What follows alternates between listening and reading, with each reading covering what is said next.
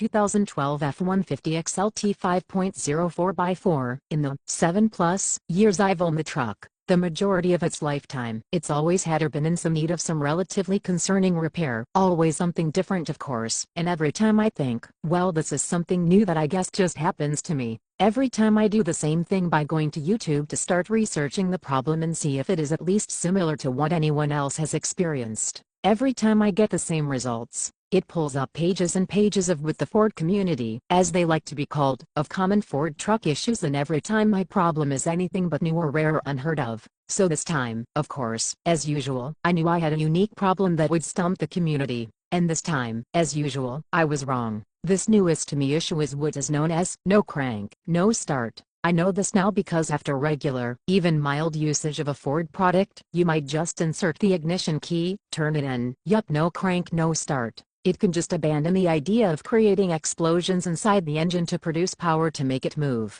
The diagnosis is simple enough. Its symptoms are abandoning the idea of creating explosions inside the engine to make it move. So what would, why would, how can. The problems are isolated to the point of contact between the key and the ignition, and the fact that nothing's coming out of the exhaust pipe. If we go back to the assembly line and trace where this problem might be, from where the raw steel frame coming down the line, naked and bare. From that point to the point where the factory worker removes the key and leaves it parked as a brand new off-the-line truck sitting in the factory parking lot, between those 2 points is where the problem is. But have no fear, because of the probably 30+ videos I've watched about it. Each one has a different solution. Here's a few things I was told to check: the chip key in my pocket, the ignition lock tumbler, the ignition switch, the shifter sensor, the park sensor, the battery terminals, the battery wires, the battery fuses, both inline and on the connectors, the starter solenoid, the starter connectors, the computer, this only after every fuse and relay in all 3 fuse boxes. Then check the computer, all 3 components, PCM, ECM, and BCM.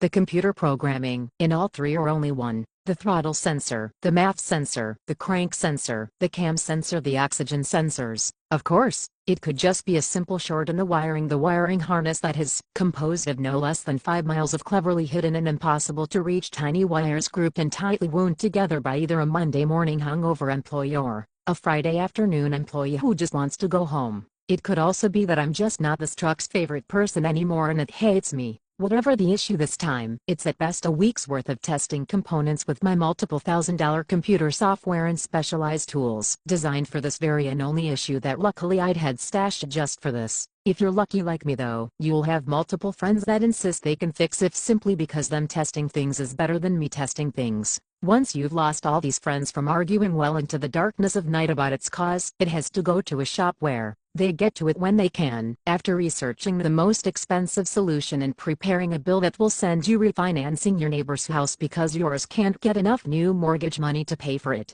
It's a good thing I've babied the truck and kept up on maintenance and repair though, because that keeps the serious issues at bay. And lucky for me, I only have to deal with things like this, common Ford truck issues.